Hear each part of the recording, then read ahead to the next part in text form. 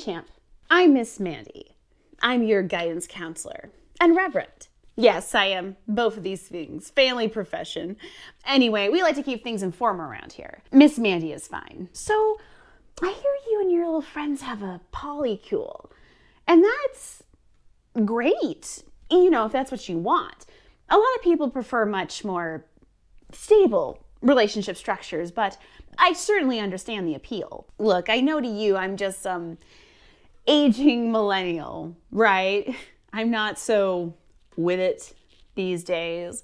My vibes are off, as they say, and I'm sure you don't think I know anything about what radical means these days. Well, you would be mistaken. Sure, my lower back does hurt a bit more often these days, and I am increasingly overwhelmed by the hellscape that is social media. But I assure you, Miss Counselor Reverend Mandy knows what's going on. Miss Counselor Reverend Mandy gets down. Down with who? One person. And his name is Jesus. What was that? I hear you all asking. How could being with one person be radical, Miss Mandy? Think about it.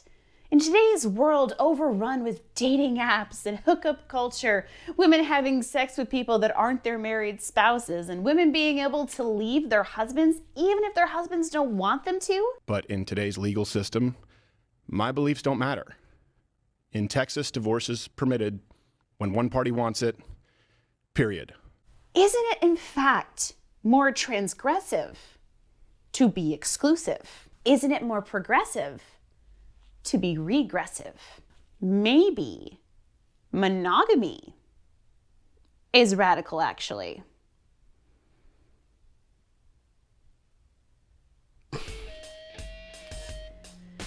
I can't keep that up. Now I'm about to tear this apart.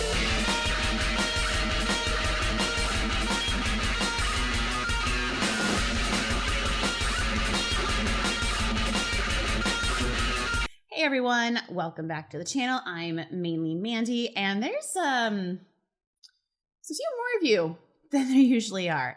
You might have to sit on a lap or something. I didn't get any more chairs, but only do so if you have consent. We're all about consent here. And remember, if you enjoyed this video, hit the like button down below, maybe engage in the comments as we go along, and even share it if you're so inclined.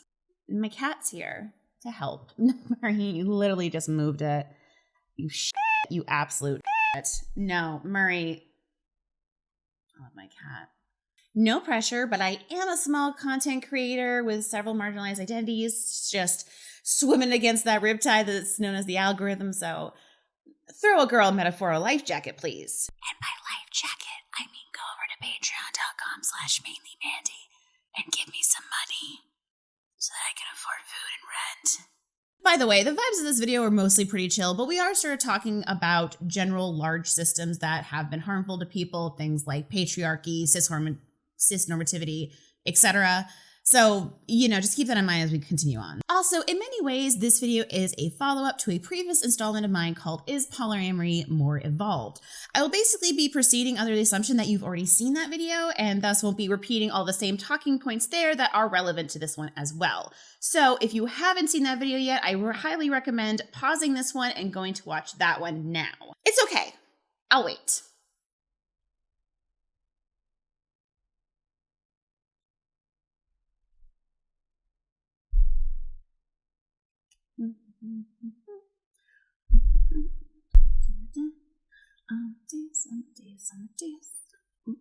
Amadeus. Oh, rock me, Amadeus. Huh. Hot potato, hot potato. Hot potato, hot potato, hot potato. Hot potato, hot potato, hot potato. Oh, hot potato. Oh, rock me, hot potato. Can't believe it, Murray. It actually fits. Oh, hey, welcome back. Murray and I just figured out the coolest. Okay, so the radical monogamy discourse doesn't technically start here. From what I can tell from Google Trends, the word had its first major splash back in early 2005. But more than likely, if you are already aware of the subject, this article I'm about to discuss was your introduction to it. On March 8th, 2022, Vice released an article called What is Radical Monogamy? Written by Nick Levine, the article starts off kind of just like lightly poking fun of the subject matter, seeming to recognize the very obvious oxymoron phrasing of the subject matter.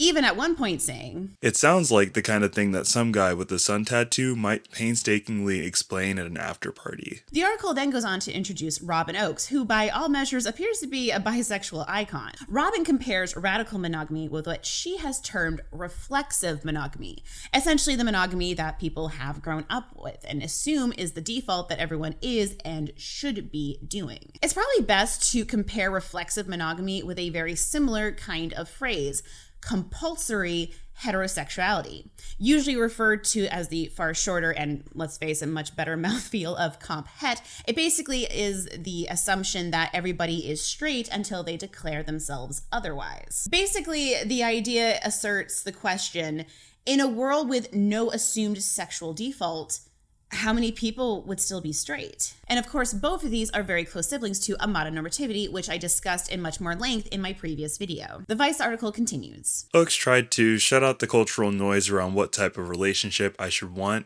and ask myself instead what I do want. In other words, monogamy can be a choice you arrive at, after considering your own agency and options, rather than a blind expectation. Oakes says that monogamy is the relationship configuration that works best for me, but says she arrived at that conclusion through a very different route than before. From here, another person is spoken to named Jericho Vincent. Vincent was actually once polyamorous, but now is practicing radical monogamy. And here is when the article starts to get a bit disagreeable, at least for those of us polyamory people who were actually paying attention. Vincent describes radical monogamy as a progressive alternative to traditional, more reflexive forms of monogamy. At one point, they kind of refer to it as not your grandma's monogamy, which I did find funny, I'll admit. Then they go on. Radical monogamy works for me because I've always wanted a gigantic love. I wanted to be one person's joy and delight, and I wanted them to be mine, they say. Then I grew up, and I was told that was ridiculous, unrealistic, and unhealthy, so I gave up on monogamy and practiced polyamory. But now I've come around to believing that all those other people's messages were wrong. If approached with intentionality, effort, and a willingness to grow, it is possible to have a love that's big and magical. If I'm bored and hungry for something new or dissatisfied with some element of my partner, instead of seeking to meet those needs in other intimate relationships, I face these issues and hold myself and my partner responsible for keeping our relationship vital and exciting for both of us. We're gonna circle back, but everyone heard that, right? We're all there? Yeah, okay. Some more is said in the article. There's actually someone who's quoted who says that she feels she could easily be non-monogamous or monogamous, so a little amory representation, if you're into it. There's more talk about how the whole point is about like self-awareness and self-interrogation, which, generally speaking is fine. And then it ends. They hope radical monogamy will grow in popularity and believes we shouldn't fall into the trap of presuming polyamory is the only enlightened and progressive relationship choice. There are more ways to approach relationships than having loads of partners or marrying someone by 30 because that's what society says we should do. Some people really do want monogamy, Vincent says. I think that's a healthy desire, and I hope that for those who want it, radical monogamy will offer a totally new portal to a joyful, healthy, magical kind of love. Oh boy, where to start? Okay, so before I get into my issues with this, I do want to start with what I would hope would already be pretty obvious, especially if you've already watched that previous video of mine. People being monogamous is 100% okay. I think in an ideal world, just completely uncoupled from all of the normativities that are just constantly plaguing Western society these days, free from unchallenged colonizer thinking and white supremacist upbringing ideals, there would still be people who would choose to be monogamous just because that makes sense to them. I do not think that polyamory or other forms of non-monogamy make people automatically more progressive or evolved. In a general sense, the idea of people taking time to unpack and really think crucially about these romantic structures that they've just grown up with is amazing. Taking the time to really think about what you want in your relationships, not just your romantic relationships, is amazing. 10 out of 10, definitely recommend. Honestly, if just presented with this concept, completely devoid from all the problematic shit I'm about to go off on, I actually don't think I would have very much of an issue with this topic other than just literally the name. Radical monogamy to me just feels like a little misleading and dishonest, considering we're talking about monogamy, which is treated as the default standard and norm for romantic relationships. So to me, something like consciously chosen monogamy would be a lot more accurate and honest. However, I cannot acknowledge it's definitely a bit more of a mouthful, and radical has a bit more of a snappier, better mouthfeel to it. The branding options are certainly better, I grant you. But here's the problem I have in a nutshell. Why, when trying to promote radical monogamy, a romantic philosophy which is supposed to be, from what we've been told, actively encouraging people to really think critically about the assumptions and defaults that they have grown up with regarding romantic relationships, are we still repeating the same stereotypes and assumptions about polyamorous people and relationships that have existed for decades now? Jericho Vincent, please respond! As a terminally online polyamorous person currently trying to stake out my own piece of the content creator landscape, I see a lot of shitty opinions about polyamorous people. YouTube comments, Twitter threads, Facebook groups. Yes, I'm still on Facebook and it was embarrassing. Leave me alone. It's wild the things people will say with their whole chest, even in supposed leftist circles, when the subject of multiple romantic relationships come up. All of that is to say that seeing Vincent strongly imply that the major difference between non-monogamous relationships and radical monogamous ones is that the later actually makes the effort to work on and fix problems in the relationship, as opposed to with the former going out and just getting new relationships, is extremely frustrating, but also extremely familiar. This claim is just left there unchallenged, by the way. It just sits there as though it is so self-evidently true as to require no further investigation. I want to make it clear, it's totally fine that Vincent was once non-monogamous and now isn't. It is okay that it didn't work out for them. I'm honestly really happy that they seem to have a relationship that makes them feel satisfied and far more happy than they did before. That's great. What I dislike is the way that they are playing into decades-long stereotypes about polyamorous people, all while claiming to be promoting a new radical way of thinking. How is it radical to imply that polyamorous people do not experience big magical love of its own right just because theirs isn't exclusive? How is it progressive to imply that polyamorous people only solve problems in their existing relationships by getting new relationships? Dan Savage best summed up how ridiculous this argument is at the beginning of one of his podcast episodes that aired right after the article was released. Poly people, when we're bored or hungry, we're upset, or we have a fight, we just add a new partner, add a new intimate partner to the mix. So that means Terry and I, who have one other partner each, that means we've only had one fight or been bored just one time, or hungry just one time in the last 28 years. And when we're feeling traumatized, our relationship isn't a container of profound safety. And instead of facing and healing from our childhood traumas, we just go on a date, go sit on some other dick, and inflict our trauma on somebody else. I'm sorry, Vincent's definition of radical monogamy is the same old monogamist superiority in a brand new bag. The suggestion, the implication, the assertion, really, that people in open relationships aren't doing the work, that we don't meet each other's needs or want to, that we don't hold each other responsible, that we don't work at keeping our relationships vital and exciting. Indeed, sometimes opening the relationship is what keeps the relationship vital and exciting. And instead of facing our childhood traumas, we just add new people. Every time we fight or we're bored, get a new partner. Which, if that was true, if that was the way it worked, Terry and I would have 300,000 or 400,000 other partners at this point, and not just one each. Oh, what was the other thing Vincent said I took issue with? There are more ways to approach relationships than having loads of partners or marrying someone by 30 because that's what society says we should do. Oh, right. That. So I think the sentence is just poorly worded because the way it's written right now, it seems to be saying that having relationships with loads of people and marrying someone by 30 are both socially accepted norms, when in reality, I think the socially accepted norm part of the sentence is really just being paired with the marrying someone by 30 bit. Certainly, I hope that's what they meant, because surely this article cannot be implying that getting married by 30 and having multiple partners are in any way societal norms of the same equal standing.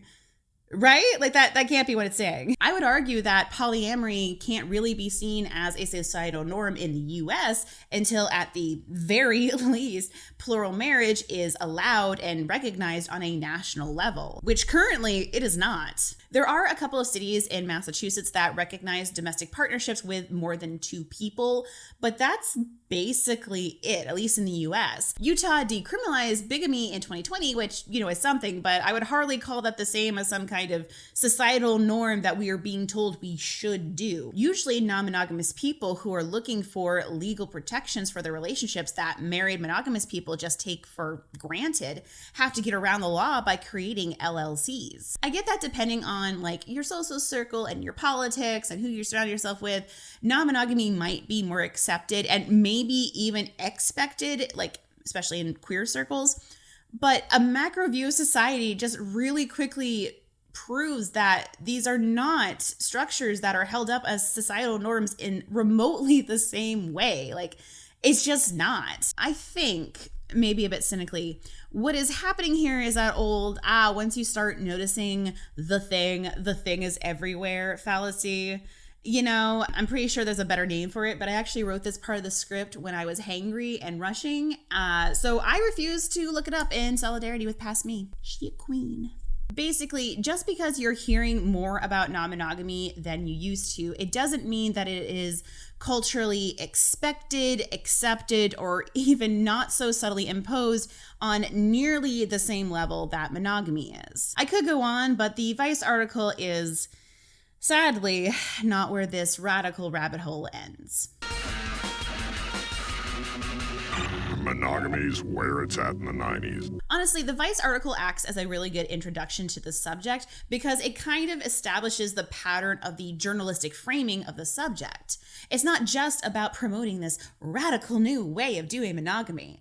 It's also about subtly, and sometimes not so subtly, throwing non-monogamy under the bus. Take this very normal article that actually acted as my introduction to the subject, and which would eventually inspire this video. The benefits of being in a polycule are often framed in utilitarian terms, where the ideal romantic arrangement produces the greatest happiness for the greatest number of people. Instead of seeking out one ideal partner, you relax your expectations and take the best bits from multiple partners.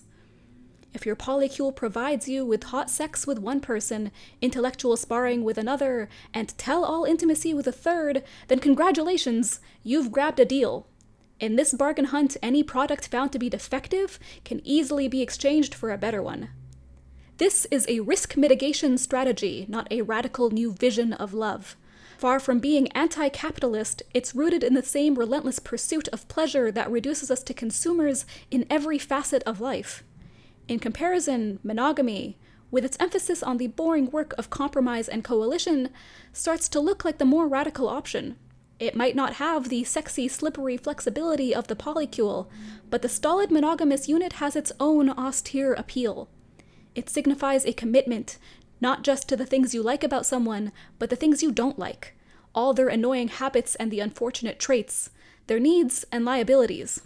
Again, notice the way that polyamorous people are being assumed to only be in multiple relationships due to the novelty, the decadence, the lack of real responsibility. There is no acknowledgement that non-monogamous people could feel genuine connection and love. They are directly comparing the pleasure-seeking, unreliable, selfish non-monogamous to the self-sacrificing, hard-working monogamists who stick to it even when it's tough. Also, I love the part where they say, relax your expectations, as if to imply that the only way one could even find multiple partners is to not have standards of dating anymore, which... Baby, do you know the things I used to put up with back when I was still monogamous and bought into the whole, well, it's much more important to find my one true love as opposed to having petty standards like basic hygiene. Oh, by the way, that article that we just quoted from had multiple assertions that non-monogamy was more capitalist than monogamy, and that monogamy was somehow far better suited to fight against hyper-individualism. Freedom is certainly one of the motivating principles of polyamory. I'm my own person and no one owns me. I don't own any of you either. We're all free, explained one polyamorist in a Guardian profile in 2018. Their vision of individual freedom is well suited to a capitalist understanding of human beings as both autonomous, rational actors and self-involved, pleasure-seeking consumers. Think of polyamorous partners negotiating the terms of an open relationship. Two or more free and equal agents making a rational decision based on their own desires, openly shared with each other. Is this radical? Or are these polyamorous lovers something more like niche market consumers, with specific proclivities and an almost solipsistic sense of independence? In response to the Guardian article, one reader wrote in to point out that all modern relationships, whether monogamous or polyamorous, are spoiled by the values currently celebrated in capitalist culture: narcissism and hedonism. I find it interesting that this paragraph ends with an observation from somebody else that ultimately all relationships are going to be a bit flawed when you live under a capitalism. And yet the article still comes really hard against polyamorous relationships, deeming them ultimately more worthy of vitriol and scrutiny. Just, wow, way to miss the point in your own article. Speaking of interesting, when I was first stepping up my research for this video, I did a very silly, stupid thing, and I made a post on Reddit asking people to send me examples of like people discussing radical monogamy that they found out in the wild. And that turned into somebody getting like really angry when I shared this article as an example of what I was looking for. Like they came like really hard in defense of it and just said they didn't understand what was wrong with it. And I was in our polyamory. Something more like niche market consumers. This is a risk mitigation strategy. Any product found to be defective can easily be exchanged for a better one. So nothing wrong with any of that. Just no thoughts, no criticisms. That all passes the stink test. In fairness to them, I was on Reddit. What even is the argument here? Non-monogamy is inherently more capitalistic because there's an emphasis on choice. It's more capitalistic just simply because there's more of us involved, because people are going to be held accountable not just to a single person but a whole ass community. Look, this article isn't complete trash. I can almost get the point that they're trying to make, kind of the same way I might struggle with a magic eye puzzle, but still generally get the gist of what they're going for. Certainly some polyamorous and non-monogamous people will discuss their relationships in this kind of quid pro quo way that I really don't love myself. There can very much be this focus on what one can, get out of their relationships. But the thing is, there's a lot of toxic holdovers that we see in non-monogamous relationships that ultimately came from monogamy, including that one. I just feel like this argument is really cemented in these old assumptions about polyamorous relationships, or else are things you can also find in monogamous counterparts. Further, it just ignores the very real history of monogamy being an ideal that was forced upon indigenous people.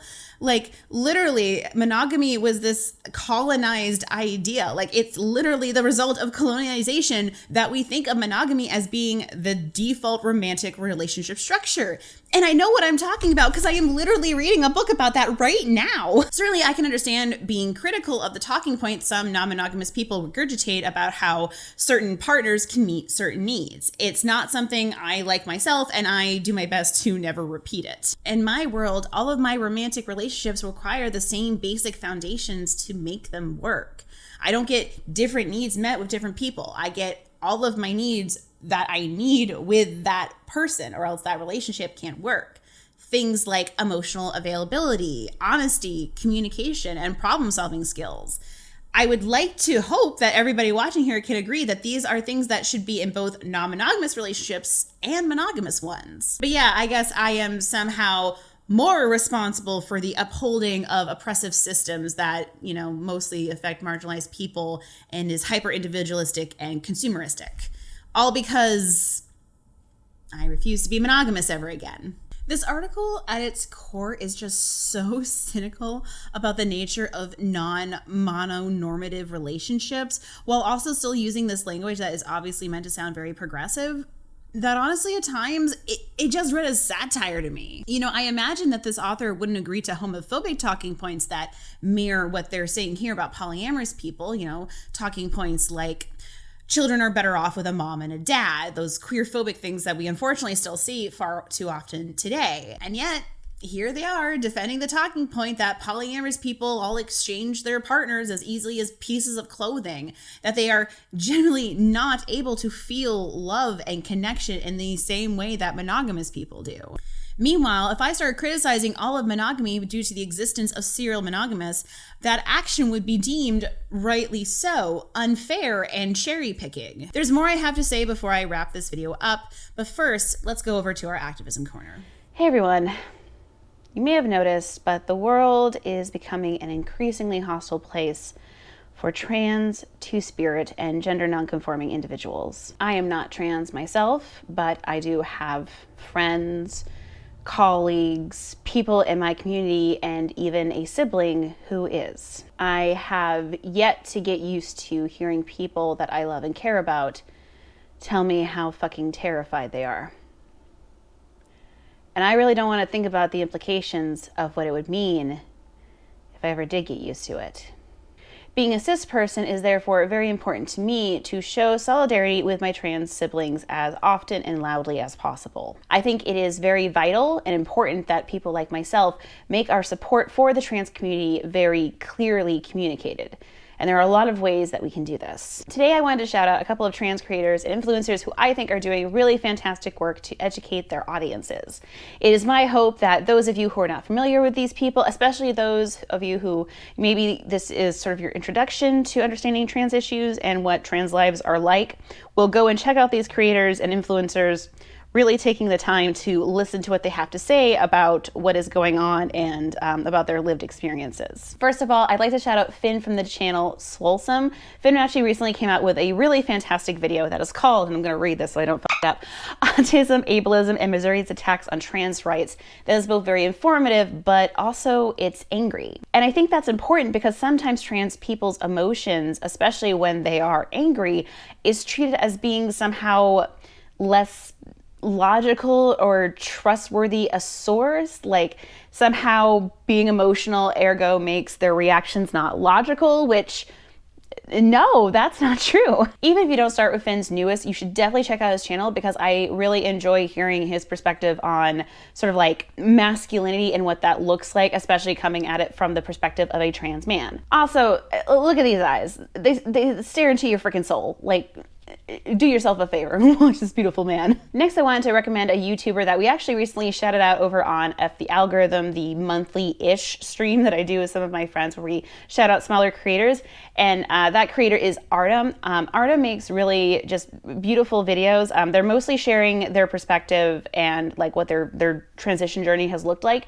And I think their perspective is really important because, I think it's important to listen to what trans people are actually going through as opposed to listening to all of the sort of scaremongering that happens. And just the way that they talk, their style and sense of humor, it's all just very joyful, and I really appreciate that perspective. Also, I guarantee that this is someone who's going to explode like within a few years or so, and you will not want to miss the opportunity to be able to say that you were there from the beginning, or close enough to. Next, I'd like to shout out Ramona Quaxley, a polyamorous influencer who speaks a lot about the way that anti-trans laws and bills negatively affect trans people, especially trans youth. Ramona is very insightful and clear in their threads, whether they are speaking about the ways that cis allies can stand in solidarity with trans people, or when they're talking about different tenets of relationship anarchy. She also does Twitch streams sometimes. I will admit I have not made it to one of them, but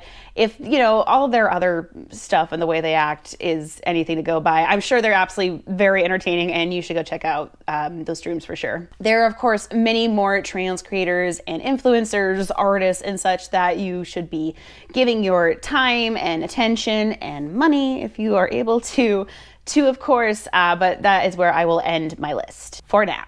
Please head over to these people's channels, Twitch streams, and social media. Really listen to what they have to say. Take the time to digest and sit with it, especially if you find yourself feeling a bit uncomfortable and defensive. And now, let's get back to the video. I wish I could tell you that the 2 previous articles was the end of what I could find about radical monogamy, but I mean, if that was true, I probably wouldn't be making this video now, would I? The concept, at least as a buzzword, seems to have captured public attention for about the past year-ish. In fact, that article, Monogamy's Cool actually, was recently retweeted while I was working on this script, thus prompting more discourse. But then they deleted it before I could get a screenshot. You cowards. Which means I actually made a video about a trending relevant topic. I did it! Are you proud of me, Daddy? We got the Novera article, we got the Vice article, there was also this one I found in Inside Hook. This one didn't throw non-monogamous people under the bus, and generally I liked it. I'm actually gonna have a quote from it later on in the video. As well as this one from Well and Good, which actually was probably my favorite. It actually took the time to mention that non-monogamy is an umbrella term and that there are multiple kinds of non-monogamous relationships that are underneath said umbrella, and also it did provide a guide for people who are interested in learning toxic practices they learned from monogamy, something which I honestly didn't see in any of the other articles. Radical, consciously chosen, ethical monogamy, whatever you want to call it, has plenty of disciples. People like Jericho Vincent, happy to preach their tubular gossip while also throwing non-monogamous people under the bus. But it has plenty of detractors. Some of them are people like me who honestly would be fine with the concept if it weren't for all the weird jabs at non-monogamous people. Monogamy isn't the problem. Undiscussed monogamy by default is. Some of whom couldn't help but poke a bit of fun. Congrats, guys. We've finally come full circle. Oh god, I just realized the radical monogamy thing is shades of when Jenna Maroney discovered this hot new kink, normaling. So last night I napped on you, and you liked it, you sick bitch. Oh, yeah. Some people were far harsher than I have been here. People will come up with terms like radical monogamy to convince themselves that they're not becoming boring people instead of going to therapy. Radical monogamy is for formerly poly people who discovered that being poly isn't actually for them, but they can't just identify as monogamous because they're f***ing annoying. Some have, of course, written their own articles in response, including this hilariously titled article, "Let's Not Do This Radical Monogamy Bullshit." Polylife is an alternative to the dominant modes of personal attraction. Insofar as they have to purposefully reject monogamy to achieve fulfillment, it seems that certain monogamists now feel the urge to signal their rejection of that ideal. Forums like r/monogamy subreddit have dabbled in this area for a while, with some not only exalting traditional bonds, but maligning open variance as destructive and cruel. For them, failures of non-monogamy are proof positive that the old established ways are better. Some of the critics of radical monogamy are also critics of non-monogamy as well. People who basically see only the traditional default version of monogamy as proper and the correct way to go about it. For example, I found this article written by a Sadie Scarlett, who in the previous year wrote an article called "Polyamory is a Bad Idea." So just full of good takes. In her radical monogamy article, Scarlett says, "It's true that how we view marriage as an institution has evolved, especially since how the way society views the role of women has changed. But that didn't mean the baby should have been thrown out with the bathwater. A decline in marriage has been disastrous for children, especially working class children, whose separated parents are less able to provide them with emotional and financial stability outside of it. If you don't want a heteronormative or misogynistic marriage, the solution isn't to go live on a polyamorous commune. The solution is to not marry someone heteronormative or misogynistic. Boredom, disloyalty, and stagnation are challenges of marriage rather than its innate features. We shouldn't blame the institution for the fallibility and failings of the people in it. Radical monogamy is the old monogamy gussied up in new clothes. The only sensible takeaway from the Vice article is that monogamy is good again because the trendies have reverted back to it. They've been burnt by their low-quality debating experiments with polyamory, but they don't want to admit it, so they're marketing it in a new way. You heard the woman. Don't want misogyny in your marriage? Then don't marry a misogynist. Boom! Easy. So I get this woman a parade. She's solving the big problems out here. I also would just like to point out that this woman is an erotic novelist. Like, she writes romance novels. That's her expertise to speak on this subject. Has anybody ever interviewed Stephen King about his thoughts on non-monogamy? Because, like, I don't know, maybe he should get in on this. While it didn't specify non-monogamy by name, I did also find this article from the Christian Post, which was very critical of radical monogamy, and it made it very clear where it laid the blame. Me first has been the same tired refrain of the sexual revolution for almost 50 years now, and it's a shame. After all, self-interested monogamy won't keep couples together any longer or make anyone any happier than any other sexually disordered relationship. Monogamy works precisely because it's a commitment to another, because it says, I'll stay here even when, without knowing what is coming next. In that sense, no one enters into committed monogamy, or any commitment, with eyes wide open. Get a new talking point. I'm telling you this as a friend. Just get a new anything. Non-monogamy has no commitment angle. That's been played out. It's been played out for years now. Get a new talking point. I am begging you. By the way, I'm not at all surprised that a Christian website had some, criticisms of a relationship structure that is outside of the traditional norm that they espouse.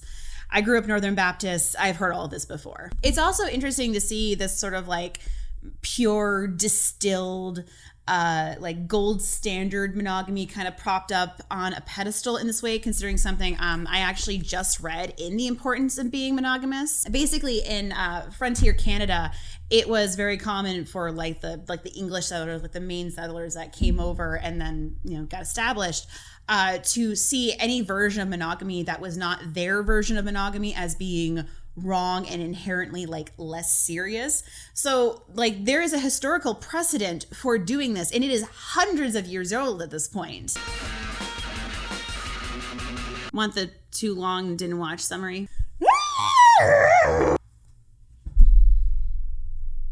You're welcome. Intentionally or not, many proponents of radical monogamy are regurgitating the same old harmful and negative stereotypes about polyamorous people that have existed for a long time now. In doing so, they're helping to reinforce the same old tired ideals that have been around since settlers were first saying that indigenous marriages couldn't be as real as theirs because divorce and separation wasn't a taboo. Seriously, this book is so good.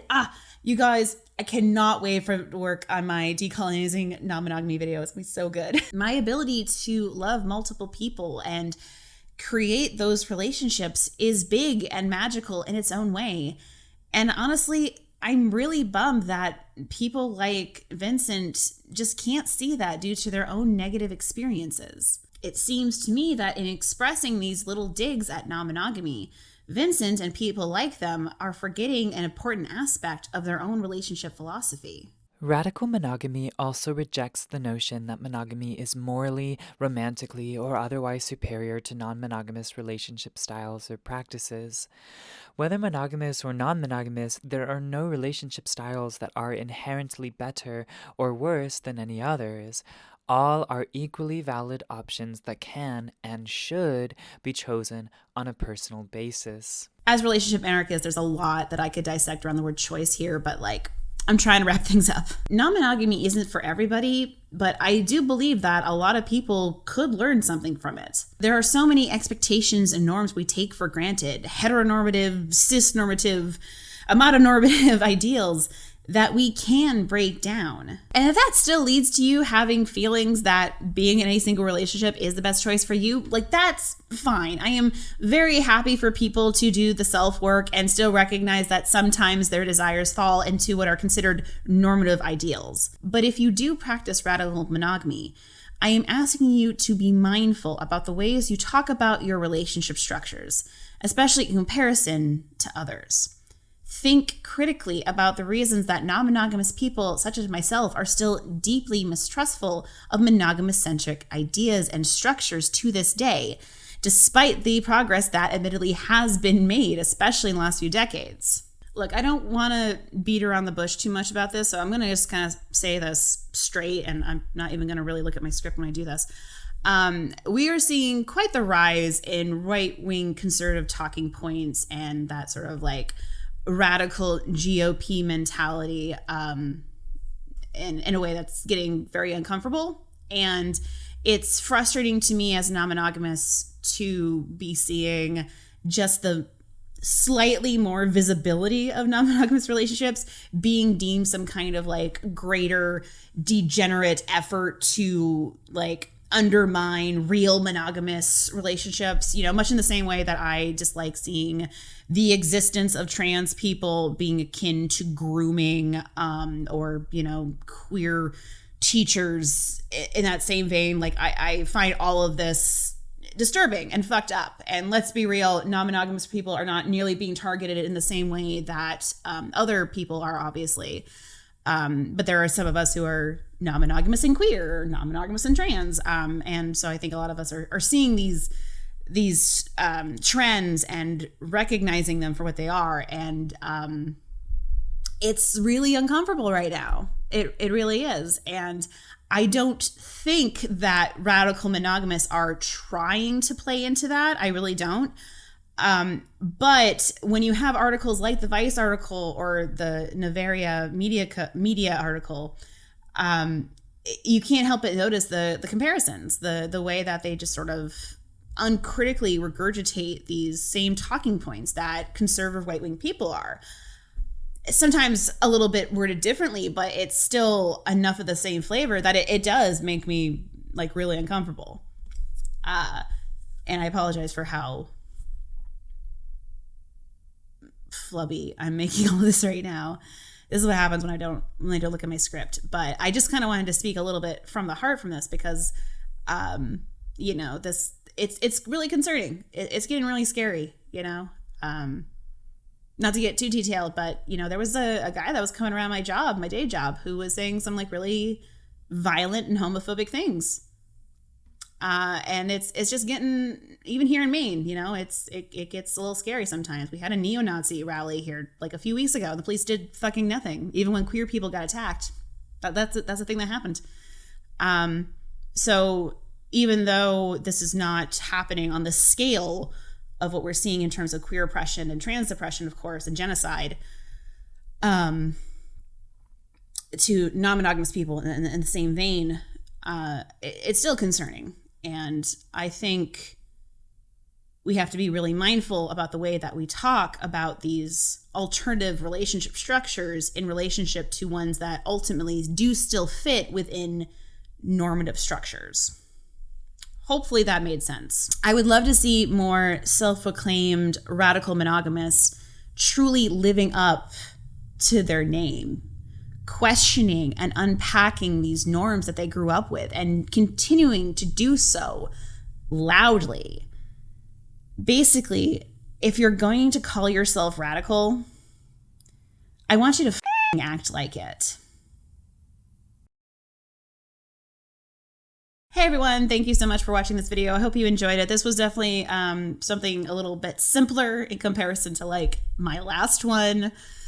That took a while. Honestly, I was meaning to come out with this video hopefully before the end of April, and that just didn't happen because honestly, after the last one, I was really tired for a while and I had to rest.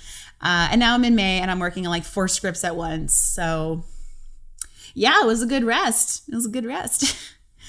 If you enjoyed this video, remember to hit the like button down below. Also, make sure to write in the comment section. Tell me what your feelings about radical monogamy are. Are you a radical monogamist? And if so, tell me if you think I was too harsh. If you have any responses to my criticisms, I'm very happy to listen. I really tried to word my script in such a way and my criticisms in such a way that I hope it made it clear that I don't have a problem really with the concept so much as I do with the whole constantly throwing non-monogamy under the bus at the same time as promoting it. That's the problem I have with it. Partially because when non-monogamous people do that, they are rightly so called out. So I feel like it's not so bad to do so, but maybe I missed the mark here. I really tried. So let me know in the comments down below what you think of this. And also, if you enjoyed this video, maybe give it a little share on your community tab, especially if you're a bigger creator who's here for some reason. That'd be nice. I don't know who I'm waving to right now. I'm just waving to all the big creators who are totally here and watching. Hello, FD Signifier. You're definitely here, right? Anyway, thank you all so much for watching. Be on the lookout for one more very short video before the end of the month. I'm doing one of Sarah's, the Fat Culture Critics prompts again, and I just finished the script, and it's 5 pages. So I'm hoping to have that out before the end of the month as well. So be on the lookout for that. Anyway, thank you all so much for watching, and if you're not yet, make sure to subscribe to prove how radical you are. I hate myself.